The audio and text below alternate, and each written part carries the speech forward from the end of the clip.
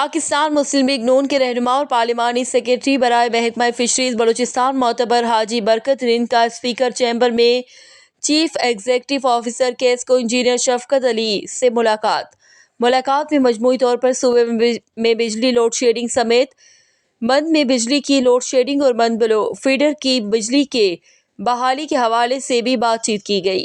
معتبر حاجی برکت رند نے کیسکو چیف سے مند میں بجلی کی لوڈ شیڈنگ میں کمی اور مند بلو فیڈر جلد بحال کرنے کے حوالے سے تفصیلی گفتگو کی، جس پر کیسکو چیف نے کہا کہ اس ایشو پر آئندہ 3-4 دن میں معتبر حاجی برکت رند کے ساتھ میٹنگ منعقد کریں گے۔